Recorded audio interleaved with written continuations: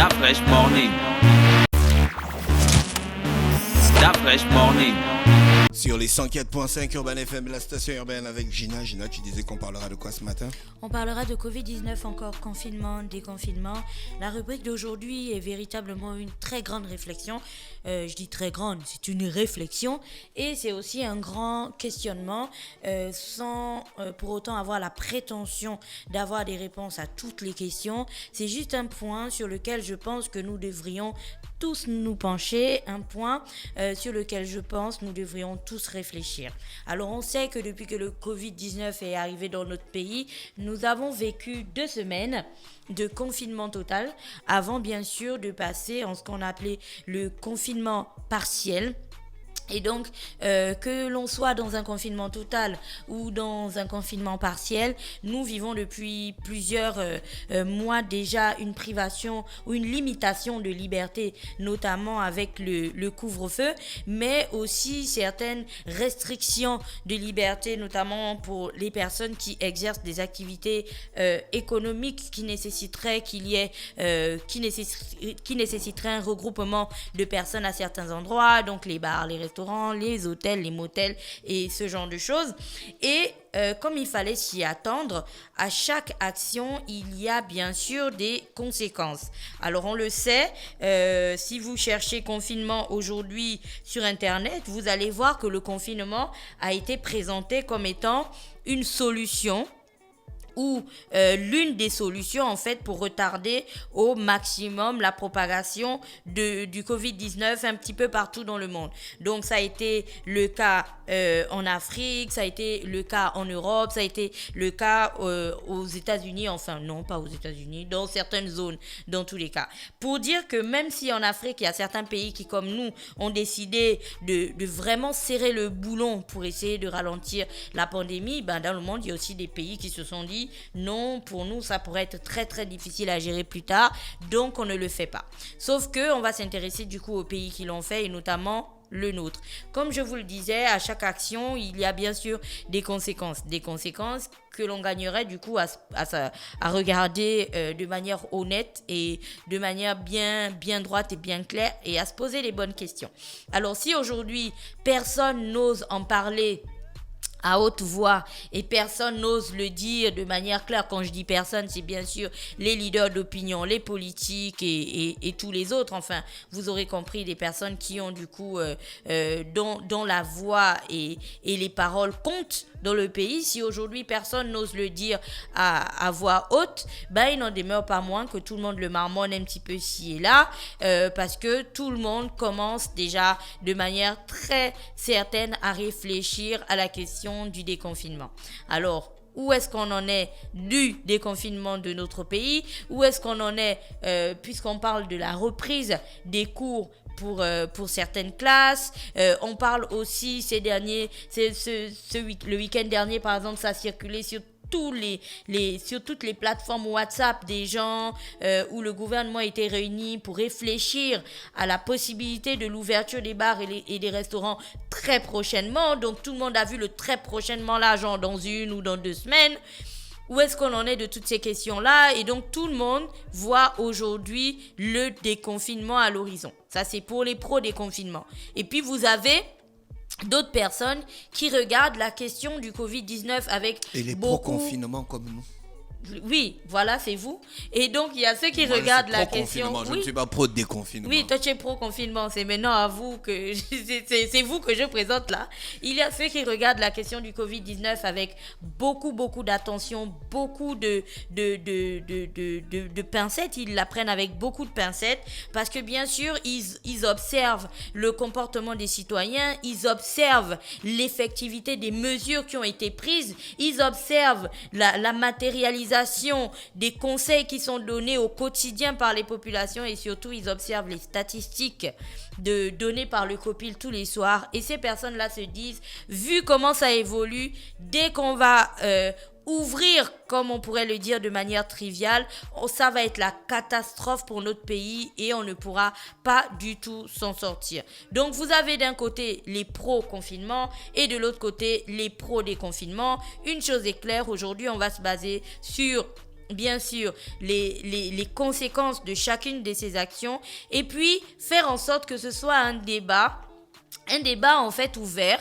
faire en sorte que les gens puissent en parler sans pour autant avoir peur, sans pour autant se dire que c'est parce que je dirais que on doit passer en déconfinement, que voilà on va me dire que je suis hors la loi.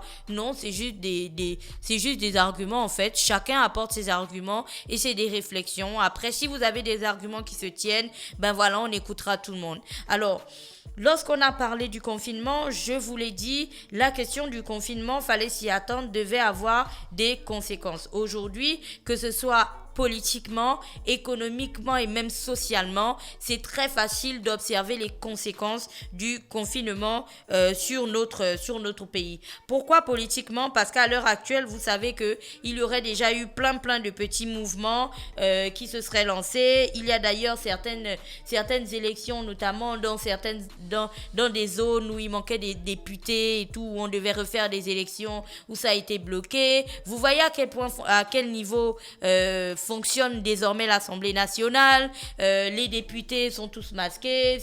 C'est vraiment, enfin, on a tous pris des mesures très compliqué. Et pour vous la faire simple, vous avez d'ailleurs observé à quoi ressemble désormais le Conseil des ministres qui se fait par visioconférence et certaines choses sont ralenties parce que bien sûr la plupart des équipes travaillent de la maison, donc ce qu'on appelait le télétravail. Du coup, on sait aujourd'hui que politiquement, le confinement a des conséquences bien certaines sur l'activité de notre pays.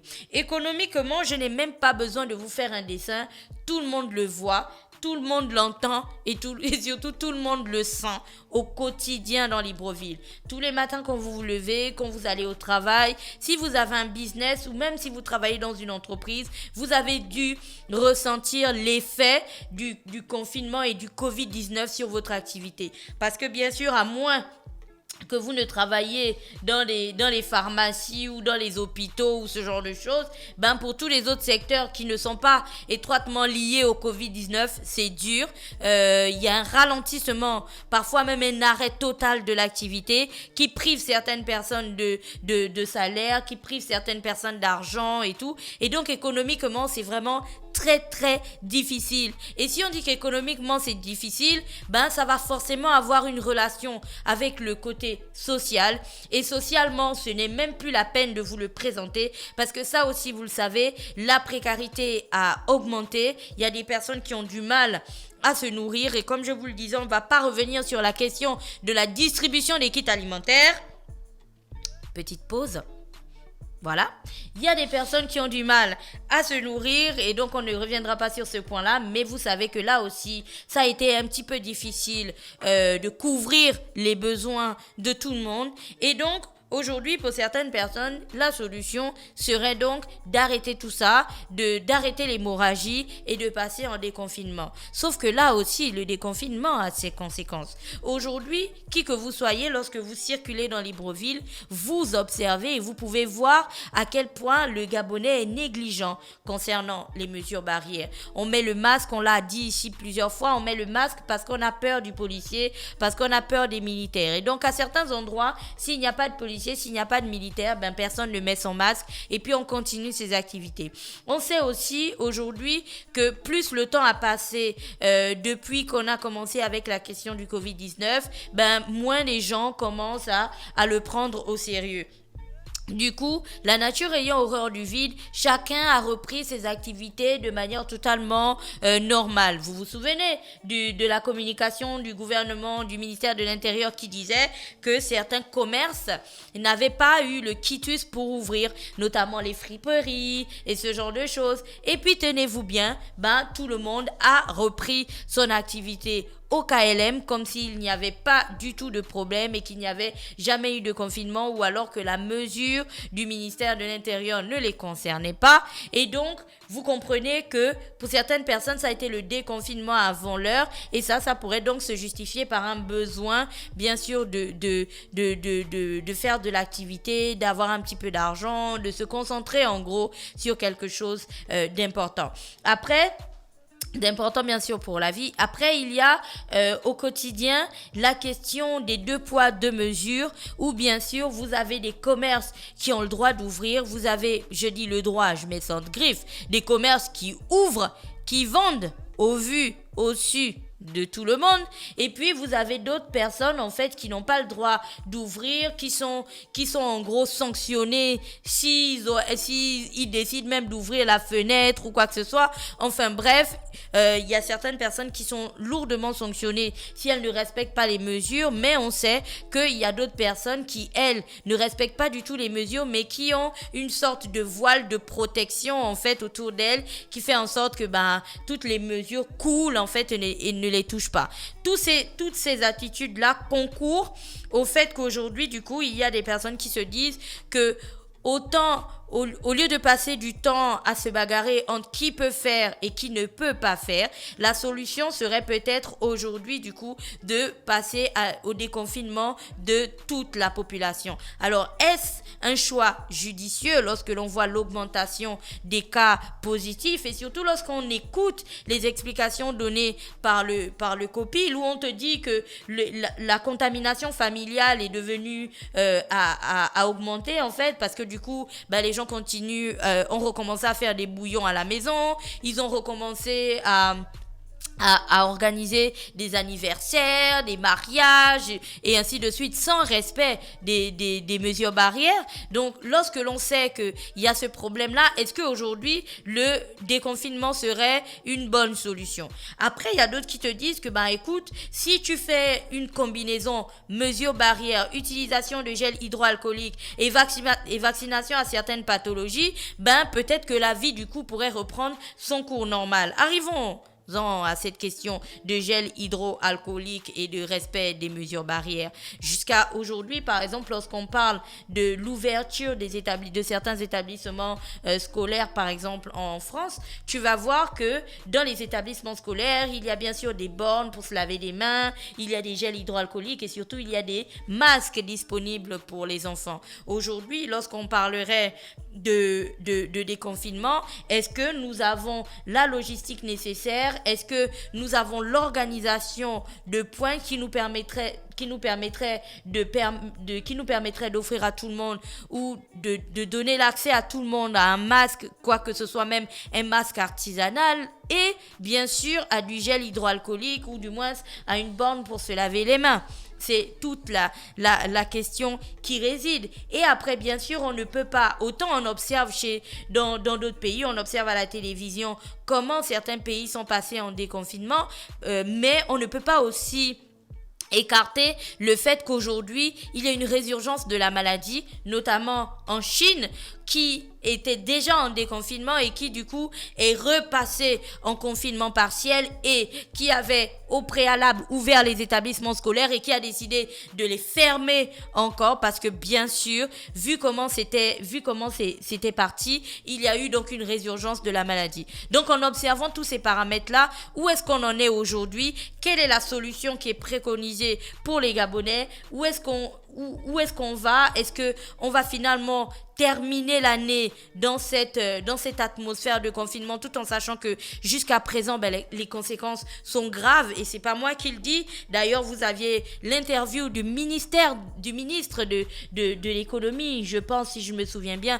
dans le journal, qui disait que le Gabon devait perdre, je me souviens plus exactement du montant des milliards, mais je vais vous le redonner, c'était dans une autre rubrique. C'était donc des pertes qui étaient dues au Covid-19. Donc, en observant toutes ces pertes-là, en observant toutes ces conséquences qui peuvent être néfastes à long terme, où est-ce qu'on en est aujourd'hui? Et surtout, toutes ces questions viennent du fait qu'on n'arrive pas à avoir une véritable discussion, une discussion claire avec des experts donc nationaux sur une télévision où on nous dirait que économiquement, voici ce que ça nous coûterait si on reste en confinement ou si on passe en déconfinement. Sur un point de vue purement sanitaire, voici où on irait, et ainsi de suite. On a plus des communications COPIL ici, et puis des communications éparses de l'autre côté. Or, tu sais bien qu'en Europe et partout, on avait des communications d'ensemble, où on savait exactement où on allait, on savait exactement ce qu'on comptait faire. Et donc, c'est une sorte d'appel pour que, bien sûr, le gouvernement reprenne. Tu te souviens, la grande conférence de presse avec tous les ministres concernés qui avait déjà été faite pour expliquer aux Gabonais où est-ce qu'on va exactement et surtout qu'est-ce qui est prévu pour les semaines ou les mois à venir, parce que depuis cette conférence de presse, on n'a pas eu une communication d'ensemble. Et pour tout dire, tous ces bruits de fond et toutes ces personnes qui appellent au déconfinement, ça vient juste du fait que jusqu'à présent, plus personne ne sait exactement ce qui est prévu et où on va. Voilà, c'était tout pour aujourd'hui. D'accord, merci Gina qui est avec nous ce matin sur les 104.5 qui revenait sur les problématiques liées au Covid-19 dans notre pays. Restez connectés dans notre émission, on se retrouve juste derrière. Stop Fresh Morning.